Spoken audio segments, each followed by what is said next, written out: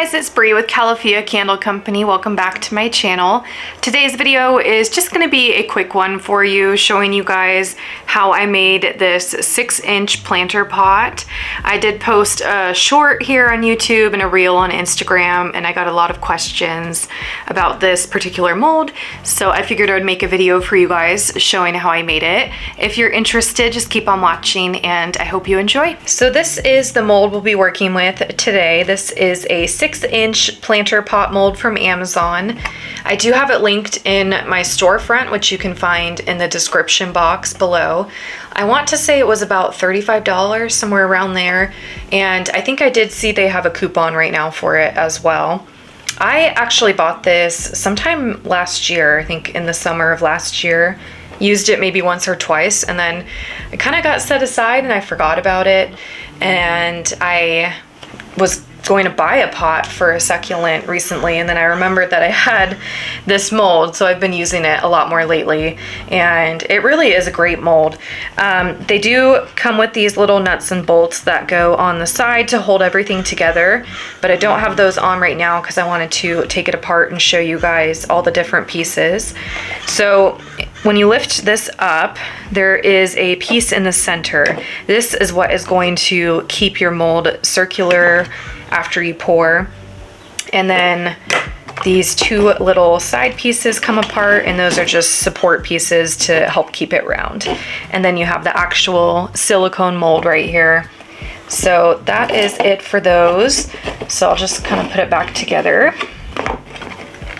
And then when you slide it back on that center piece, there are some little holes, or slits I should say, right here.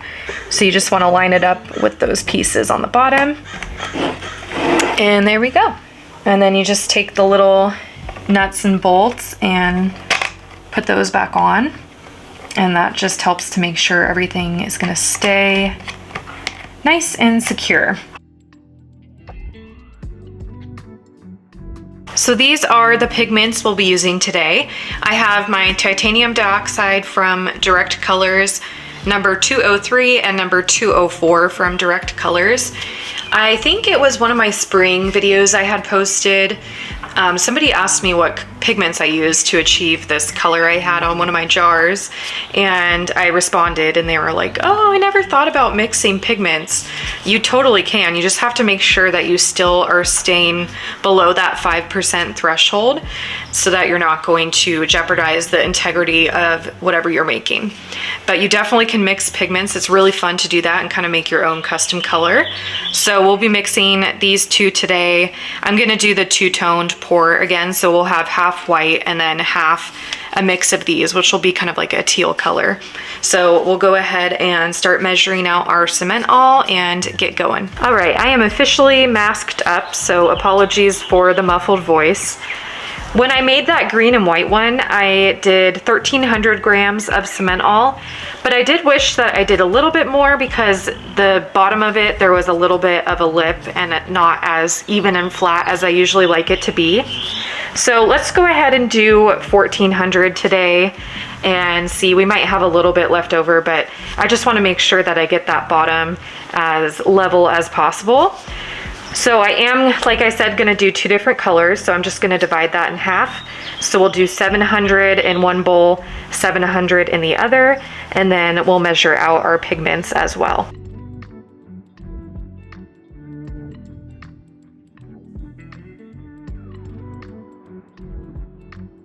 So I'll have this one be the white color, so I'm going to go ahead and put some titanium dioxide in there.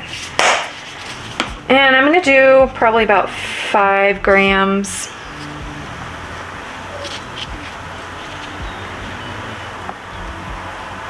There's a little fly flying around. Let's do 6. Let's do 6. Oh, okay, we went over. 7 it is, 7.1. So again, just make sure that you're not adding over 5% of pigment to your mixture, and you won't have issues with the integrity of your vessel. So if we do 700 times 0.05, that's 35 grams. So we would have to add quite a bit more to really have any sort of effect on the integrity. So this one, again, is just gonna be our white one, so I'm gonna set that aside. And we'll move on to the colored one now. So I'm gonna tear out my scale. And I'm gonna start with the green. So again, this is number 204 from Direct Colors. Let's go in, let's do 7 grams of this green. Oh, there we go. And then we'll add a little bit of this blue.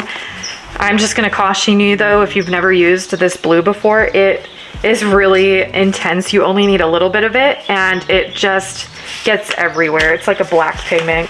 You know, it just makes such a mess. So use caution with the blue. So I'm gonna tear out my scale as I fling it. And again, we won't need very much of this one, so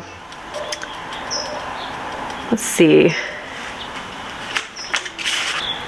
I was sort of thinking 1 gram, if this scale will even pick it up. This pigment is a lot finer than the other ones that I have, so sometimes the scale has difficulty reading it. So let's just go with that. I'm gonna say that's probably about 1 gram. I'm gonna go ahead and give it a good mix before we add our water. Now I'm gonna mix the white one, and if I see any clumps of the titanium dioxide, I'll just kind of try to squish them against the bowl.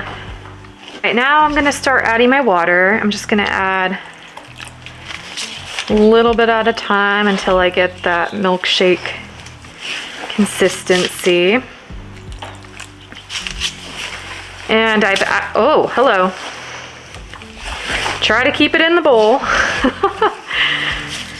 I was gonna say, I actually have been buying the 25-pound boxes of cement all, which are more expensive when you break down the price per pound, but they have been acting completely normal and I haven't had any issues that I was having with the bags.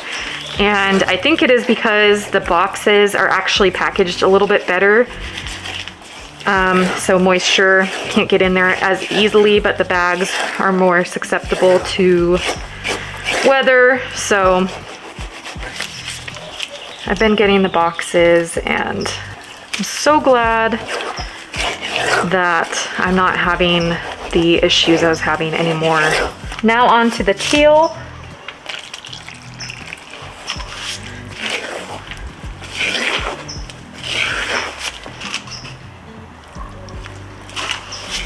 I love when you add the water and you just get to see that color come to life.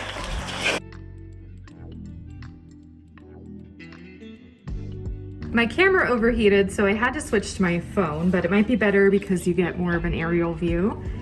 So when I do two-toned objects, I like to hold a bowl on each side and I just kind of pinch them like this and start letting it pour out. And then I kind of just try to mix it together as I pour too. And I'm gonna stop here and just kind of tap it down.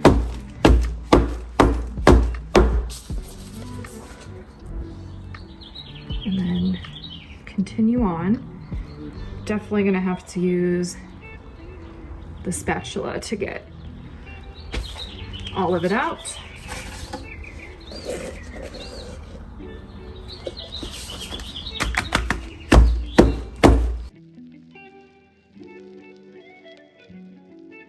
Just gonna do a little bit more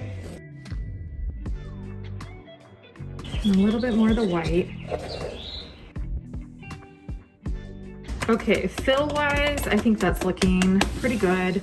So I probably could have gotten away with 1350 grams of cement all instead of 1400.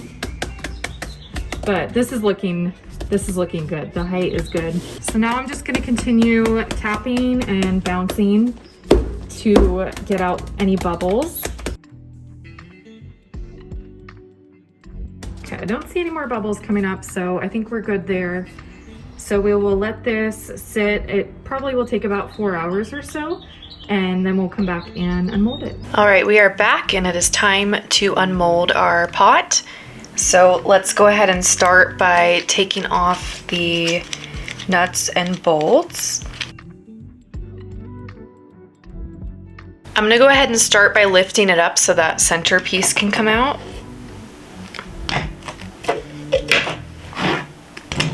And then I'll take off these side pieces. And now it's time to just start peeling the silicone mold down. And then once I get it pretty much to the table, I'll flip it over and just kind of place my hand in to hold it down and start pulling it up all the way around.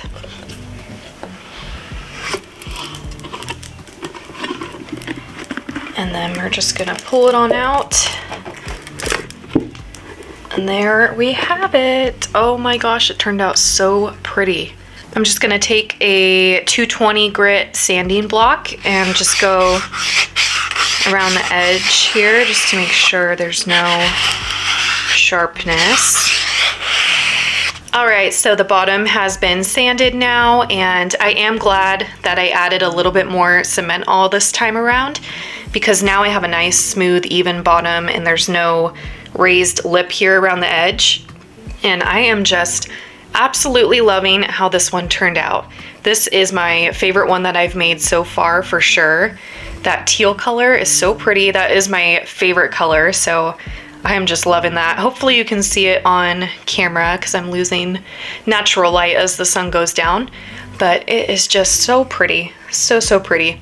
If you wanted to, you could definitely use this for a candle as well. It would be an extra large candle, that's for sure.